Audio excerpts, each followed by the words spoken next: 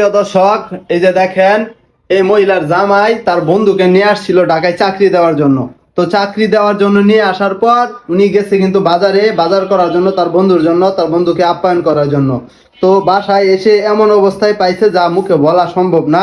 তো সে কখনো এটা ভাবে নাই যে তার বউয়ের সাথে তার বন্ধুর সম্পর্ক আছে, যে সে তার বউয়ের সাথে শারীরিক সম্পর্ক করার জন্য মূলত চাকরির নামে ঢাকায় চলে আসছে।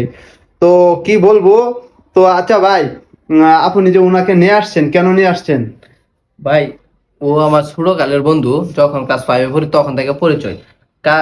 কালকের আগের দিন আমার ফোন দিয়ে কইতাছে, লিমন আমার তো আর্থিক অবস্থা ভালো না, একটা চাকরি যদি ভাউরে দিতে। আমি বলছি আচ্ছা তাহলে ঠিক আছে, তুই ঢাকা চলে আয়। বলে আইসি। আওয়ার পরে তারে ভাবছিলাম আজকে আমি নিয়ে অফিসে যাই।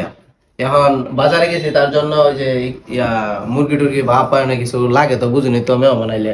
কারণ আমি বাজারে গেছি, বাজারে যাই আয় হাই রে দিয়ে এই ঘটনা।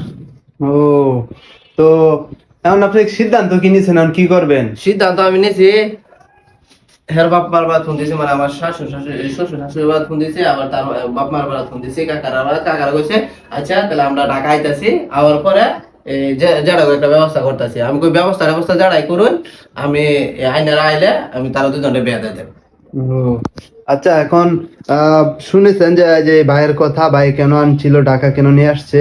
তো আচ্ছা, এখন শুনবো আমরা এই ভাবির মুখ থেকে। আচ্ছা ভাবি, আপনার যে ওনার সাথে সম্পর্ক, সেটা কতদিন যাবত বা কতদিন ধরে তার সাথে সম্পর্ক? অনেকদিন, প্রায় 6 মাস। 6 মাস যাবত। তো আপনাদের বিয়ে হয়েছে কতদিন হয়েছে? 1 বছর। 1 বছর হয়েছে। 6 মাস ধরে ওনার সাথে সম্পর্ক। আপনি কি চাকরি করেন নাকি বাসায় থাকেন? বাসায় থাকে। ও, আপনি বাসায় থাকেন। ও, তার মানে এই ভাইয়ে চাকরি করে, কষ্ট করে কামাই করে, আর আপনি বাসায় বসে বসে অন্য পোলার সাথে টাঙ্কি মারেন, তাই তো? এই যে দেখেন, তো কারো জন্য এরকম উপকার করতে যায় না। এই যে দেখেন, এই ভাই কিন্তু তার বন্ধুর উপকার করতে গিয়ে নিজের বউটা অবশেষে হারাইছে। আচ্ছা, তুমি এখন কি করতে চাও? এখন কি করবা? চাকরি করবা না বিয়া করবা? না, আমি চাকরি করবো। চাকরি করবা? তাহলে ভাবি কি বলেন, এখন কি করবেন, কার সাথে থাকবেন আপনি? কি করবো, আর লেগেছে তোমার সবকিছু হারাইছে, মান সম্মান সব হারাইছে, মরে বিয়ে করবো। ও, আপনি হ্যাঁ বিয়া করবেন। এখন তুমি কি করবা? তুমি আর বিয়া করবা?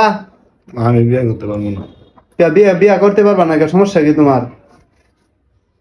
না, আমি চাকরি করবো। আমি বিয়ে করতে আই না, তুমি চাকরি লেগে গেছি। বিয়া করতে হয় না, লুকায় লুকায় মধু খাইতে পারবা। এখন তো সরাসরি মধু খাওয়ার ব্যবস্থা করেছি, তাহলে এখন তোমার সমস্যা কি? এখন তুমি বিয়া করতে পারবা না, হ্যাঁ জামাই আছে। যখন তুমি তার সাথে যে সম্পর্ক করছো, এতদিন কথা কইছো, রিলেশন করছো, তখন কি তোমার মনে ছিল না যে তার জামাই আছে? এখন তোমার সমস্যা কি? হ্যাঁ আচ্ছা ভাই, এই যে এই আপা আপনার কি হয়? হ্যাঁ, হ্যাঁ। হ্যাঁ, আমার শালি লাগে। এখন কাহিনী হইলো, হ্যাঁ জানতো না, হ্যাঁ একটু গেছেন বাইরে ঘুরতো, আমার কইতাছে যে আচ্ছা আমি একটু ঘুরে। হ্যাঁ গেছে ঘুরতো, ঘুরে মানে হ্যাঁ দুইজনে একাই ছিল বাসায়।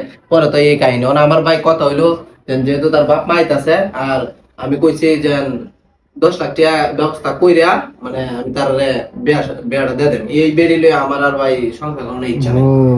ঠিক আছে, ঠিক আছে, এটাই ভালো হইব। 10 লক্ষ টাকা কাবিন দিয়া ওনাদের বিয়া দিয়া দেন।